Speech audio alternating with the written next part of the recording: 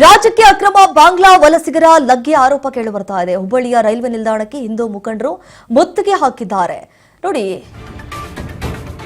ಮುತ್ತಿಗೆ ಹಾಕಿ ಪ್ರತಿಭಟನೆ ಮಾಡಿದ್ದಾರೆ. ಹಿಂದೂಪುರ ಸಂಘಟನೆಗಳ ಕಾರ್ಯಕರ್ತರಿಂದ ನಡೆದಿರುವಂತಹ ಮುತ್ತಿಗೆ ಇದು. ರೈಲ್ವೆ ಮೂಲಕ ಅಕ್ರಮ ಬಾಂಗ್ಲಾ ವಲಸಿಗರು ಆಗಮಿಸುತ್ತಿದ್ದಾರೆ ಅನ್ನುವಂತಹ ಆರೋಪ ಕೇಳಿ ಬರ್ತಾ ಇದೆ. ಹುಬ್ಬಳ್ಳಿಯ ರೈಲ್ವೆ ನಿಲ್ದಾಣದಲ್ಲಿ ಹಿಂದೂ ಕಾರ್ಯಕರ್ತರ ಪ್ರತಿಭಟನೆ ಆದರೆ ಪ್ರಮೋದ್ ಮುತಾಲಿಕ್ ಅವರ ನೇತೃತ್ವದಲ್ಲಿ ನಡೆದಿರುವಂತಹ ಪ್ರತಿಭಟನೆ ಇದು. ರೈಲ್ವೆ ನಿಲ್ದಾಣದಲ್ಲಿ ರಾಜ್ಯ ಸರ್ಕಾರದ ವಿರುದ್ಧವಾಗಿ ಘೋಷಣೆ ಕೂಗ್ತಿದ್ದಾರೆ, ಆಕ್ರೋಶವನ್ನ ಹೊರಹಾಕ್ತಿದ್ದಾರೆ. ಅಕ್ರಮ ನುಸುಳುಕೋರರನ್ನ ಅವ್ರ ಊರಿಗೆ ಓಡಿಸ್ಬೇಕು, ಒದ್ದೋಡಿಸ್ಬೇಕು ಅಂತ ಹೇಳಿ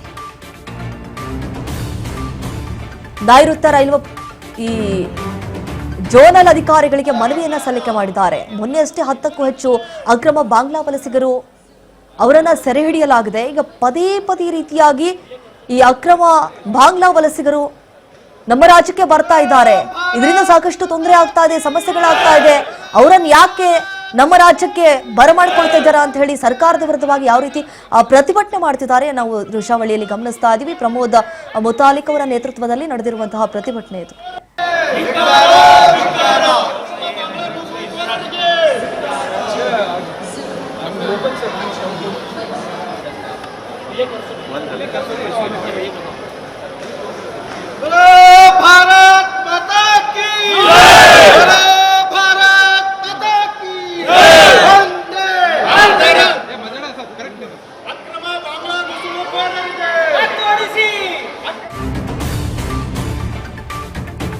ಶ್ರೀರಾಮ ಸೇನೆ ಸಂಸ್ಥಾಪಕ ಅಧ್ಯಕ್ಷ ಪ್ರಮೋದ್ ಮುತಾಲಿಕ್ ಹೇಳಿಕೆ ಕೊಟ್ಟಿದ್ದಾರೆ. ಬಾಂಗ್ಲಾದೇಶ ಮುಸ್ಲಿಮರು ಬೇರೆಡೆ ಪಸರಿಸುತ್ತಿದ್ದಾರೆ ಅಂತ ಹೇಳಿ. ಪಶ್ಚಿಮ ಬಂಗಾಳ ಚುನಾವಣೆ ನಂತರ ಬೇರೆಡೆ ಹೋಗ್ತಾ ಇದ್ದಾರೆ. ಬಂಗಾಳದಲ್ಲಿ 91 ಲಕ್ಷ ಮತಗಳನ್ನ ರದ್ದು ಮಾಡಲಾಗಿತ್ತು. ಅದರಲ್ಲಿ ಬಹುತೇಕರು ಬಾಂಗ್ಲಾದೇಶದವರು ಇದ್ದಾರೆ. ಅವರು ಮರಳಿ ಬಾಂಗ್ಲಾದೇಶಕ್ಕೆ ಹೋಗ್ತಿಲ್ಲ, ದೇಶದ ಬೇರೆ ಬೇರೆ ಭಾಗಗಳಿಗೆ ಹೋಗ್ತಿದ್ದಾರೆ. ಹುಬ್ಬಳ್ಳಿ ರೈಲ್ವೆ ನಿಲ್ದಾಣದಲ್ಲಿ ಮೊನ್ನೆ 10 ಜನ ಸಿಕ್ಕಿದ್ದಾರೆ. ಬಿಹಾರ, ಕಲ್ಕತ್ತಾದಿಂದ ಬಂದವರು ಅಂತ ಹೇಳ್ತಿದ್ದಾರೆ.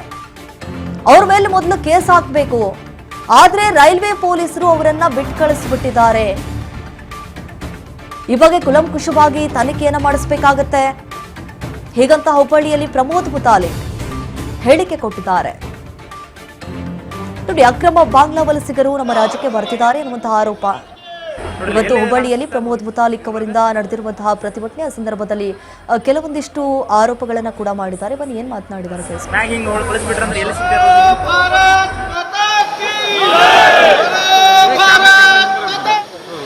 ಈಗ ಈ ದೇಶದಲ್ಲಿ